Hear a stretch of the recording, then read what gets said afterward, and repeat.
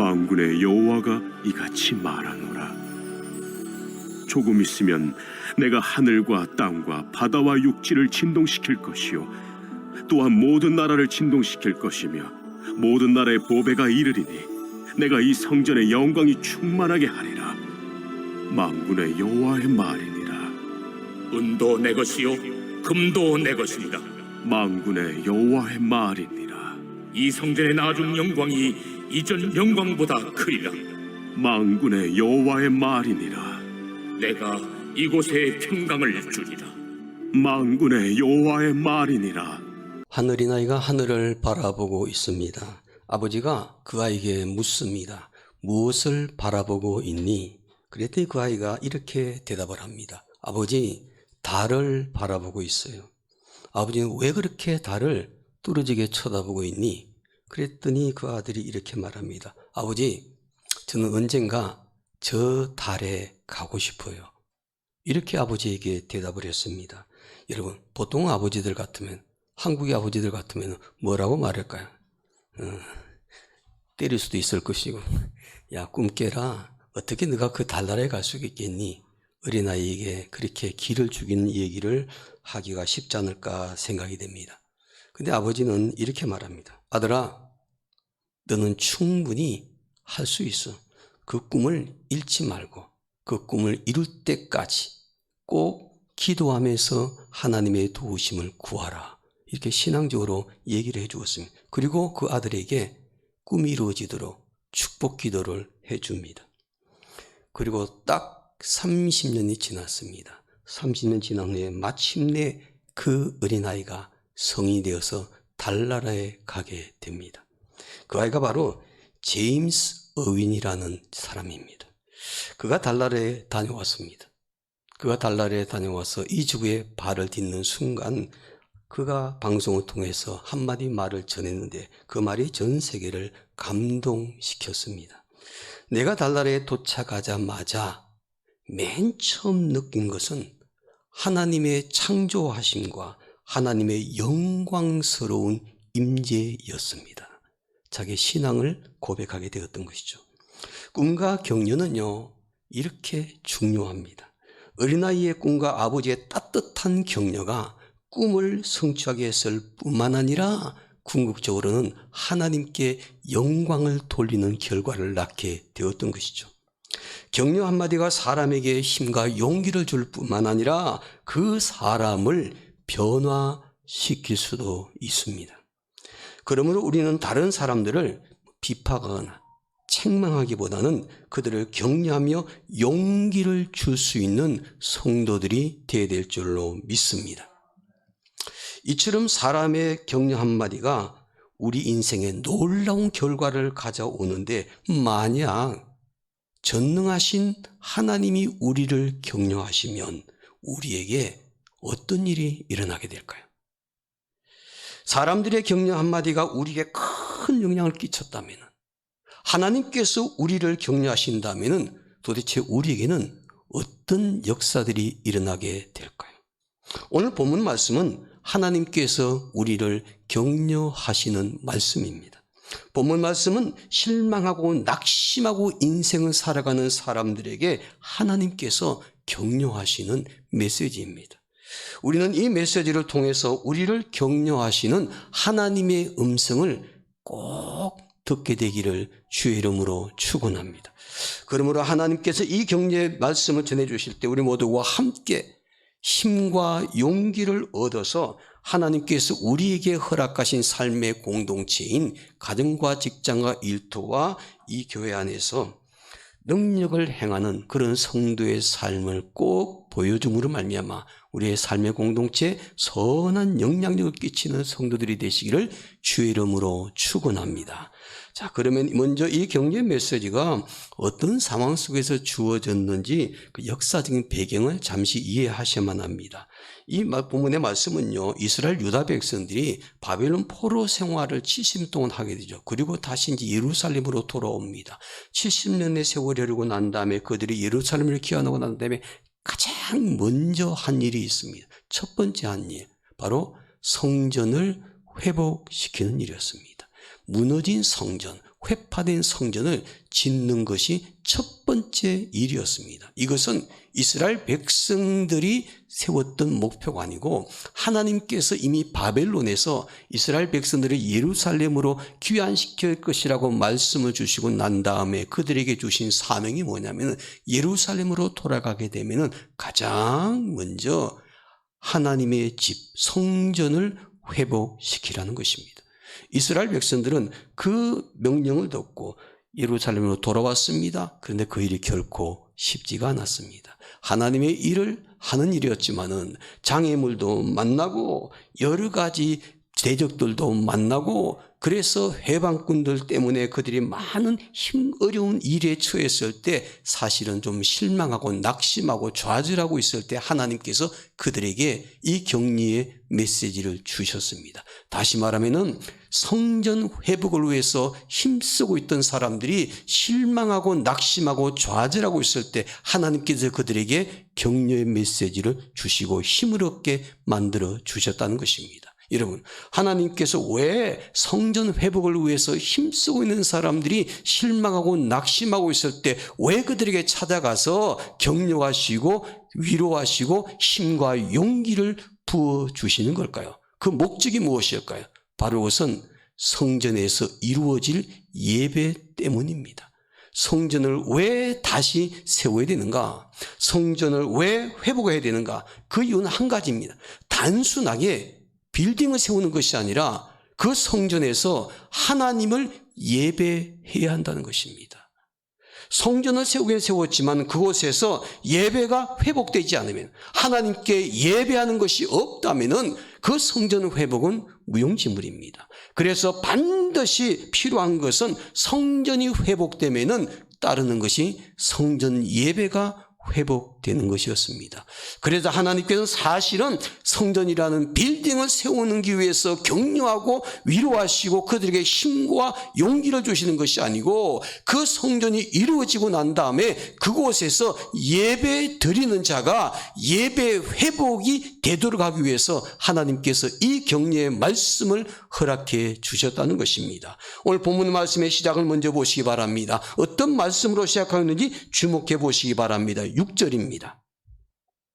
만군의 여호와가 이같이 말하노라. 조금 있으면 내가 하늘과 땅과 바다와 육지를 진동시킬 것이요. 이렇게 말하라. 여러분, 누가 이같이 말한다고 말합니까? 성경에 보니까 만군의 여호와가, 하나님께서 이렇게 말씀하신다는 거죠. 그 당시 학개라는 사람이 말하는 것이었는데 이 말은 학개라는 선지자의 개인의 말이 아니라 만군의 여호와 하나님께서 말씀하신다는 것을 선포하고 있습니다. 여러분, 이 말은 학개의 말이 아니라 사람의 말이 아니라 하나님의 말씀이었습니다. 학개는 하나님에 감동되어서 하나님 말씀을 전하고 있죠. 그래서 본문의 각 절마다 반복되는 문장이 등장을 합니다. 각 절 끝부분에 동일하게 나오는 말씀이죠. 7절도 그렇고 8절도 그렇고 9절도 그렇습니다. 만군의 여호와의 말이니라, 만군의 여호와의 말이니라, 만군의 여호와의 말이니라, 끊임없이 반복해서 각 절마다 말씀하고 있는 것을 보게 됩니다. 이 말씀은 학개라는 한 개인의 말이 아니라 하나님의 말씀하신다는 거죠. 이 격려의 메시지는 오직 하나님의 음성이었습니다. 학개라는 선지자는 이 말씀을 듣고 자신은 힘과 용기를 내서 이스라엘 백성들에게 전하면서 그들에게 힘과 용기를 아울러 불러 넣어 주었습니다. 여러분, 학개처럼 우리가 먼저 하나님 말씀을 듣고 힘과 용기를 얻어서 예배 성전에서 예배하는 것이 회복되어서 하나님께서 우리에게 주신 그 은혜를 꼭 누리고 약속의 말씀대로 예배자에게 주신 은혜와 축복을 아름답게 누릴 수 있는 그런 참된 예배자가 되기를 주님의 이름으로 축원합니다. 그러면 하나님께서 성전 예배 회복을 위해서 힘쓰는 자에게 어떤 말씀을 약속해 주셨을까요? 오늘 본문엔 3가지를 약속해 주셨습니다. 첫째는 하나님의 보배입니다. 이 말은 하나님께서 성전 예배 회복을 위해서 힘쓰는 우리에게 보배를 주시겠다는 것입니다. 그 보배가 무엇일까? 7절 말씀 보시기 바랍니다. 제가 읽겠습니다. 또한 모든 나라를 진동시킬 것이며 모든 나라에 무엇이 이르리니? 보배가 이르리니. 보배가 이르리니. 하나님은 무너진 성전을 회복시킬 때 모든 나라에 보배가 이른다고 말씀합니다. 여기서 보배는요, 세상의 값진 보석이나 보물을 말하는 단어이지만은요, 궁극적으로는 장차 오실 예수님, 그리스도를 상징하는 표현입니다. 다시 말하면 하나님께서 모든 나라에 보배를 주실 것인데 그 보배는 바로 예수 그리스도시라는 겁니다. 우리가 믿는 예수 그리스도는 하나님께서 우리에게 보내주신 어떤 존재이냐면요, 보배입니다. 보배. 우리가 이 성전에서 예배를 드리며 만나는 예수 그리스도는 우리의 보배이십니다. 그러므로 예수 그리스도를 우리의 마음속에 영접한 사람들은 모두가 하나님이 세상에 보내주신 보배를 간직하고 사는 성도들이 되는 줄로 믿습니다. 그래서 우리가 예배 드릴 때마다 우리의 보배이신 그 예수님을 만나는 것입니다. 그 예수님의 음성을 듣는 것입니다. 그래서 우리가 성전 예배가 회복된 사람의 특징이 뭐냐면은 우리 가운데 주신 보배이신 예수님을 예배를 통해서 만나는 사람들입니다. 우리나라 국보 1호는 숭례문이잖아요. 보물 1호는 흥인지문이잖아요. 여러분, 각 나라들마다 아주 귀한 보물을 국보로 지정하고 보물로 지정을 합니다. 그러나 다른 나라 사람들에게는요, 사실은 보물이 아닙니다. 우리에게는 그것이 보물이고 국보지만은요, 외국인들이 관광 와서 쳐다볼 때는 그것이 보물로 보배를 여기질 않습니다. 그냥 그 나라의 문화재로 여길 뿐입니다. 본문에 보면은 하나님은 이 세상에 보내주신 예수 그리스도를 모든 나라의 보배라고 말씀합니다. 어느 한 나라, 어느 한 민족에만 해당되는 보배가 아니라 모든 나라, 모든 민족에게 구원을 주시는 보배라, 그렇게 말씀합니다. 그래서 신약성경에 보면은 바울이 이렇게 고백하는 것을 볼 수 있지 않습니까? 고린도후서 4장 7절에 보니까 우리가 이 보배를 질그릇에 가졌으니 이는 심히 큰 능력은 하나님께 있고 우리에게 있지 아니함을 알게 하려 함이니라. 여러분, 바울은 이 고백에서 이렇게 말합니다. 자기는 연약한 질그릇이라고 말합니다. 쉽게 깨지기 쉬운 질그릇이라고 말합니다. 그런데 그 질그릇에 무엇이 있느냐면요, 보배가 담겨져 있다는 것입니다. 예수님이 보물처럼 보배처럼 내 삶 속에 담겨져 있다는 것입니다. 그는 온 인류에게 구원을 주시는 예수 그리스도를 보배라고 특별히 강조합니다. 바울은 그 보배를 위해서 자신의 삶을 온전히 드렸습니다. 그 보배가 너무나 귀하고 값진 것이기에 심지어 자신의 생명까지 그 보물을 위해서, 그 보배를 위해서 바쳤습니다. 바로 바울의 인생 보물 1호는 예수님이셨습니다. 그래서 그 인생을, 생명을 그 보배이신 예수님을 위해서 바칠 수가 있었던 것이죠. 그렇다면 여러분들의 인생 보물 1호는 누구입니까? 나 자신 인생 보물 1호입니까? 아니면 내 자녀가 인생 보물 1호입니까? 무엇이 내 인생의 가장 귀중한 보물 1호입니까? 우리가 바울처럼 우리의 질그릇에 보배를 가진 사람들이죠. 그분은 바로 예수님이십니다. 바울처럼 보배이신 예수님을 내 인생의 보물 1호로 지정해야 되지를 않겠습니까? 여러분, 여러분의 인생 보물 1호가 예수님이 만약 아니라면은 그 보물 1호를 바꾸시기 바랍니다. 하나님이 보내신 우리의 보배이신 예수님을 우리 인생의 보물 1호로 삼고 가장 귀하게 여기고 세상 사람들에게 그 보배를 자랑하는 성도들이 꼭 되시기를 주님의 이름으로 축원합니다. 나부다란 지역에 99살에 인생을 떠난 허만이라는 할아버지가 계셨습니다. 이 할아버지는요, 길거리 걸어다니면서 넉마주일해서 쓰레기 같은 걸 주워가지고 먹고 사는 그런 사람이었습니다. 아주 인생을 가난하고 궁색하게 살았습니다. 그리고 99살에 누구도 돌보지 않는 가운데 생을 마감을 했습니다. 그래서 누구도 돌보지 않으니까 시청 직원이 그 가정을 찾아가서 그 집을 다 정리를 합니다. 유품을 정리하는데 정말 그 집에 가보니까 거지의 집처럼 그렇게 인생을 살아온 흔적을 발견하게 됩니다. 그런데 놀랍게도 쓰레기를 줍고 다니던 그 넝마 그 바구니 안에 바이올린이 한 대가 들어있는 겁니다. 다 녹슬고 보잘것없는 그런 바이올린이었습니다. 그런데 그 바이올린은 그냥 그 할아버지는요, 주워가지고 장난감처럼 심심하면은 그냥 잘 연주는 못하지만 그저 가지고 노는 장난감처럼 사용을 했던 바이올린이었습니다. 시청 직원이요, 그 바이올린을 폐품 처리하려고 넘겼는데 보니까 그 바이올린이 장인이, 세계 유명한 장인이 많은 명품 바이올린이었다는 겁니다. 값을 따질 수가 없을 정도로 너무나 비싼 유명한 바이올린이었습니다. 그런데 그 할아버지는요, 그 값비싼 장인이 만든 바이올린을 보물로 여기지 않았습니다. 그저 장난감처럼 여기다가 세상을 떠났습니다. 그리고 그렇게 궁색하고 가난하게 인생을 살았습니다. 사랑하는 성도분, 혹시 우리도 그런 인생을 살고 있지 않나요? 우리의 가장 귀한 보배이신 예수님이 우리 가운데 함께 계시는데, 그분과 함께 살고 있는데 인생 궁색하고 살고 있지는 않으죠.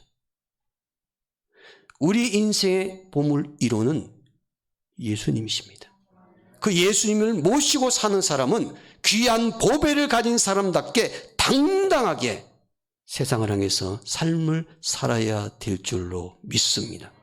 그 보배를 성전 예배를 통해서 매주일마다 그 임재를 확인할 수 있는 그런 예배자가 될 때 하나님의 놀라운 은혜를 아름답게 누리는 예배자가 될 줄로 믿습니다. 둘째로요, 하나님의 영광입니다. 다시 말하면 하나님께서 성전 예배의 회복을 위해서 힘쓰는 우리에게 하나님의 영광을 충만케 해주시겠다고 약속하셨습니다. 계속된 7절 말씀 보시기 바랍니다. 제가 읽겠습니다. 내가 이 성전의 영광이 충만하게 하리라. 만군의 여호와의 말이니라. 스룹바벨과 여호수아 이들과 함께 하나님의 일을 했던 사람들이요, 세운 성전은 사실은 그 당시에 보면은 솔로몬 성전과 비교하면은 너무너무 초라했습니다. 70년 바벨론 생활을 끝마치고 예루살렘에 돌아와서 성전을 지었으니 과거에 그 부귀와 영광을 누렸던 솔로몬이 성전을 지었던가 비교할 수가 없었던 것이죠. 과거 솔로몬의 성전은 너무너무 웅장하고 아름다웠습니다. 외형적으로 보면은요, 지금 스룹바벨과 학기가 보았던 이 성전은 너무 초라하기 그지없었습니다. 비교해 보니까 이거는 정말 사람들이 실망하고 낙심할 수밖에 없었습니다. 그런데 하나님은 이 성전에 무엇으로 충만케 해주시냐면 하나님의 영광으로 충만케 해주시겠다는 겁니다. 사람들이 바라볼 때는 외형적으로 규모적으로 볼 때 볼품없는 성전이었지만은 그 성전에 하나님께서 하나님의 영광으로 가득 채워주셨습니다. 여러분, 성전은 무엇일까? 하나님의 임재가 있는 곳인 줄로 믿습니다. 외형적인 모습보다 더 중요한 것은 영적으로 그 성전에 하나님의 영광이 얼마나 우리에게 가득가득 채워지는가, 하나님의 영광을 우리의 삶 속에 얼마나 경험하고 살고 있는가, 예배할 때 하나님의 영광을 체험하고 사는가, 이것이 바로 우리 예배 생활에 참으로 중요한 것이죠. 하나님의 영광으로 충만케 해주시는데 그 광경을 보시기 바랍니다. 9절에 보니까 이런 말 하지 않습니까? 이 성전의 나중 영광이 이전 영광보다 크리라. 만군의 여호와의 말이니라. 빌딩의 그 규모를 보면은, 아름다움으로 보면은 과거의 솔로몬 성전이 훨씬 더 아름다웠지만은 하나님께서 영광으로 채워주시는 성전은 과거 솔로몬의 성전보다 지금 스룹바벨과 학기가 세웠던 이 성전이 더 영광이 충만하다는 것입니다. 여러분, 우리가 나중 영광, 이전 영광보다 더 크다는 것을 하나님께서 그들에게 말씀하시면서 위로하시고 격려하시고 있죠. 아름답고 웅장했던 솔로몬의 성전보다 지금 보잘것없는 이 성전이 더 하나님의 영광이 충만하다는 것입니다. 그래서 예배 회복이 이루어질 때 그 성전은요, 어떤 곳이 되어야 되는가? 하나님의 영광을 영적으로 체험하는 그런 예배 처소가 되어야 될 줄로 믿습니다. 미국 뉴욕시에는 각국 이민자들이 많이 모여 사는 도시로 너무너무 유명을 하죠. 그래서 보면 인종정시장이라 그렇게 말하고 있지 않습니까? 그래서 지하철을 타고 움직일 때도 그렇고 그 곳곳에 그 언어들을 써놨는데 실제로 하나하나 세보니까요, 뉴욕시에는 각국 나라 언어를 다 숫자로 세보니까 130개 정도 된다고 합니다. 그만큼 세계 각국의 인종들이 다 모여서 그곳에서 살고 있다는 것을 반증하는 것이죠. 그런데 그 뉴욕시의 인구 가운데 8%도 안 되는 유대인들이 있습니다. 이 유대인들은 주로 어느 지역에서 이제 이 사람들이 그 재산을 소유하냐면 가장 비싼 땅, 뉴욕 맨하탄에 있는 막 그런 땅들을 이 사람들이 부동산을 소유하고 있는 그런 부자들이죠. 인구는 얼마 되지 않지만 그렇게 엄청난 부자들이면서 그들이 사는 곳은요, 가장 낙후된 지역인 브루클린에서 살고 있다고 그러잖아요. 본래 맨하탄이란 말 자체가 인디안들의 언어로 천국이란 뜻입니다. 천국 같은 그 맨하탄에 그 비싼 부동산을 소유하고 있으면서도 그 유대인들이 사는 곳은 가장 발전이 안 되고 낙후된 그 땅에 살고 있습니다. 그 이유가 무엇일까요? 오직 하나입니다. 그의 선조들이 그곳에 회당을 세워놨기 때문입니다. 성전이라는 거죠. 하나님을 예배하는 그 회당을 그곳에 세워놨기 때문에 그 회당 지역을 떠나지를 못하는, 포기하지 못하는 것입니다. 단순하게 빌딩 때문에 그러는 것이 아니고 그들의 심장 속에는 무엇이냐면 그 성전에서, 그 회당에서 하나님의 영광을 체험하는 것이 그들의 삶의 중요한 것이기 때문이에요. 이들은 영원한 하나님의 영광을 확신하며 사는 사람들이었습니다. 그 하나님의 영광을 사모하면서 그 영광을 위해서 믿음으로 삶을 살았기 때문에 마지막 순간까지도 그 영광을 바라보기를 원했던 사람, 그들은 그들을 위해서 준비된 영원한 하나님의 나라 영광을 그들 나름대로 사모하면서 살았던 사람들이에요. 여러분, 우리가 예배할 때마다 이 성전에서 하나님의 영광을 경험하고 예배할 수만 있다면 저와 여러분들의 신앙생활은요, 정말 역동적인 신앙생활이 될 줄로 믿습니다. 성전에서 예배할 때마다 하나님의 영광을 바라보는 사람, 하나님의 영광을 사모하는 사람, 이런 사람들은 어떤 환경과 상황 속에서도 낙심치 않고 담대하게 세상을 믿음으로 이기며 삶을 살게 될 줄로 믿습니다.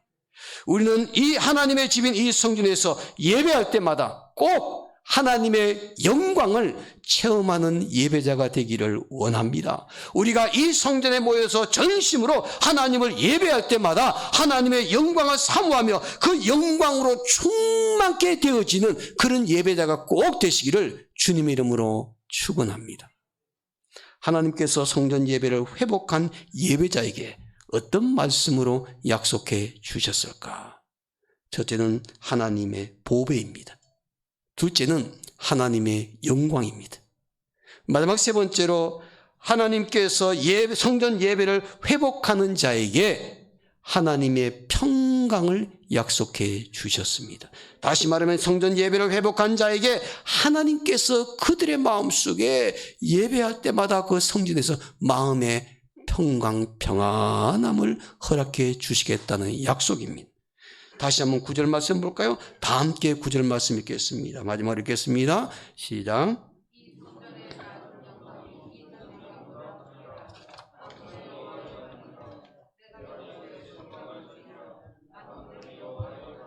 아멘. 그 말씀의 끝부분을 보시기 바랍니다. 내가 이곳이 어디입니까?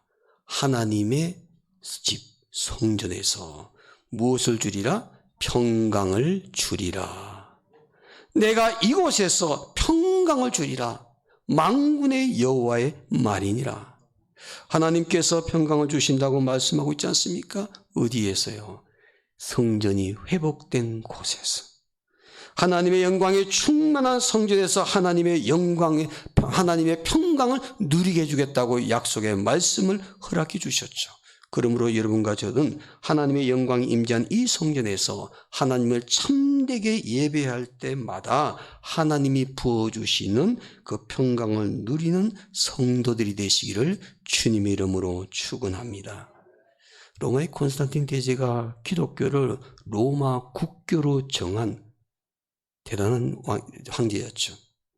이 콘스탄틴 대제가 기독교를 공인한 황제였는데 그가 정치적인 갈등을 이루면서 자기를 반대했던 세력이 있었습니다. 그 중심 인물이 있었습니다. 자기의 권력을 유지하기 위해서 그 사람을 암살했습니다. 자기 스스로 알고 있죠. 정적을 자기가 죽였다는 사실. 그리고는 끊임없이 그 정적을 살해한 일 때문에 마음의 불안함과 두려움과 그리고 마음의 평강을 얻지 못하면서 로마를 다스리고 있었습니다. 도대체 내 마음에 평안한 마음이 없어요. 그래서 그 마음의 평안을 얻기 위해서 죄책감을 떨치기 위해서 그 당시 로마인들이 그렇게 많이 세우는 신전들을 곳곳을 찾아다녔습니다. 이 신전에 가서 마음의 평안을 얻어볼까? 평안이 없었습니다. 저 신전에 가서 마음의 평안을 얻어볼까? 평안이 없었습니다. 그래서 다윈은 신관에게, 그 신전을 관리하는 책임자에게 가서 이렇게 말합니다. 제 마음에 평안을 얻기를 원합니다. 그랬더니 그 신관이 뜻밖의 이렇게 말합니다. 이 신전에서는 사제의 길이 없기 때문에 평안을 얻을 수가 없습니다. 그런 절망적인 얘기를 듣습니다.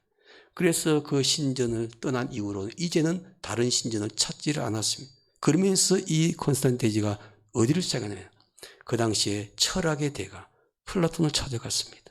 철학자에게 찾아가서 인생을 얘기했습니다. 그 철학자에게 인생의 진리를 배우고 마음의 평안을 얻기 위해서 찾아다녔지만 결국 그 당시 당대 최고의 플라톤이라는 철학자를 통해서도 마음의 평안을 얻지를 못했습니다. 그가 마지막으로 간 것은 골도바의 감독인 목사에게 찾아가서 그 성전에서 자기의 솔직한 심정을 고백을 합니다. 비로소 콘스탄틴 대제가 그 성전에서 마음에 참된 평안을 얻게 됩니다. 그는 말합니다. 내 인생에 참된 평안을 얻을 곳은 하나님의 임재가 있는 성전이다. 여러분, 우리의 마음속에 참된 평안을 얻을 수 있는 것은 성전밖에 없는 줄로 믿습니다. 왜냐하면 하나님께서 그렇게 약속해 주셨기 때문에. 성전에서 성전 예배가 회복될 때마다 우리가 세상 속의 근심과 염려와 걱정들을 이 성전에서 하나님 앞에 다 내어놓고 하나님 우리 마음에 부어주시는 그 참된 평안을 매주 예배를 통해서 경험할 수 있는 그런 성도가 되지를 않겠습니까? 혹시 성전에 올라와서 예배드리고 돌아갈 때 더 마음에 걱정과 근심과 염려, 불안을 안고 돌아가는 분들이 한 분도 없게 되기를 원합니다. 이 성전에 올라올 때는요, 마음의 걱정과 염려와 근심들이 있고, 그래서 이 성전에 와 예배를 드리지만 예배드리고 돌아갈 때는 하나님께서 우리에게 부어주신 평안, 세상이 우리에게 줄 수 없는 그 평안한 마음을 가지고 돌아갈 수 있는 그런 예배자가 되기를 원합니다.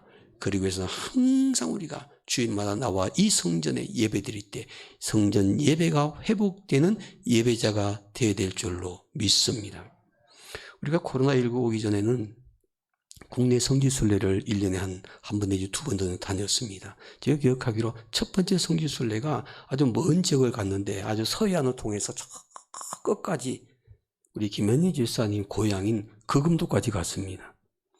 그런데 한 가지 그때 2박 3일 갔다 오면서 한 가지 굉장히 아쉬운 게 있었습니다. 그곳을 꼭 갔어야 되는데 못 갔구나. 아마 이제 다시 국내 성지순례 하게 되면 꼭 가야 될 곳인데 어디냐면요. 그 그금들을 가다 보면은 녹동항이 있는데 그 녹동항을 지나서 그금들 가는 바로 중간에 너무나 유명한 소록도가 있습니다. 소록도. 많이 들어보셨을 겁니다. 그 소록도를 꼭 갔어야 되는데 그 소록도는 과거부터 나병 환자들이 모여 사는 지역으로 유명합니다. 그러니까 나병 환자들이 얼굴이 뭉개지고 피부를 볼 때 너무너무 끔찍하잖아요. 사람들이 보기 흉하잖아요. 그래서 그 사람들을 그 소록도에 그 당시 지금은 다 다리로 연결되어 있지만은 그 섬에다가 갖다 놓고 거기서 생활하게 만들었습니다. 나오지 못하도록. 그래서 나병 환자들은 무조건 소록도로 다 그곳에 수용돼 가지고 강제 수용돼서 그곳에서 살게 되었는데 생각해 보십시오. 그곳에서 가족들도 못 만납니다. 심지어는요, 그곳에 생활하다가 아이를 낳게 되면은 그 아이는 바깥으로 내보냅니다. 그럼 엄마가 아이에게 젖을 되잖아요. 보고 싶잖아요. 그러면은 유모가 그 아이를 데리고 와서 철조망에 처져 있는 그 철조망 앞에서 철조망 사이에 두고 아이에게 젖을 먹이고 그렇게 아이를 키운 그 소록도입니다. 그들이 외롭게 격리돼서 삶을 살면서 인생에 얼마나 절망감을 느끼겠습니까? 마음에 평안이 없었던 것이죠. 그럼에도 불구하고 그들이 그 소록도에 있으면서 그 어려운 환경들을 이겨내고 마음에 평안함을 가지고 살았던 비결이 있습니다. 바로 성전이었습니다. 교회를 그들이 세웠습니다. 그 소록도에요. 교회가 한때 많을 때는 7개 교회가 세워졌습니다. 7개 교회. 지금은 2개가 없어지고 5개가 남아있는데 그 7개 교회를 어떻게 나병 환자들이 그곳에다가 교회를 세웠을까? 돈도 없고 일꾼들도 그 안에 들어가서 일하지 못하는데 어떻게 그 많은 교회를 그곳에 세워가지고 그들이 그 교회에서 예배드리면서 마음의 위로를 얻고 마음의 평안함을 가지고 인생을 살 수가 있었을까? 바로 그들이 그곳에 교회를 세울 때 일꾼들이 없고 돈도 없으니까 남자들이요 손수 다 돌을 주스다가 벽돌을 갖다가 다 쌓아서 그렇게 교회 하나하나를 만들어 갑니다. 그러면 그 벽돌을 어떻게 사는가? 돈이 없으니까 여자들은 자기의 머리를 잘라서 그 머리를 팔아가지고 돈을 마련해서 벽돌을 사서 남자들은 그 벽돌로 교회를 짓습니다. 그런데 놀라운 것은 남자들이 벽돌로 교회를 지을 때 손에요 피가 나고 그렇게 고통스러운데 그 고통을 느끼지 못하는 거예요. 왜? 나병 환자이기 때문에. 나병 환자이기 때문에 그 통증을 느끼지를 못하는 거예요. 그래서 벽돌을 한 장 한 장 놓을 때마다 이렇게 말해요. 그들의 피방울이 거기에 다 묻어가지고 교회가 세워졌다고 말이죠. 대표적인 교회가 신성교회입니다.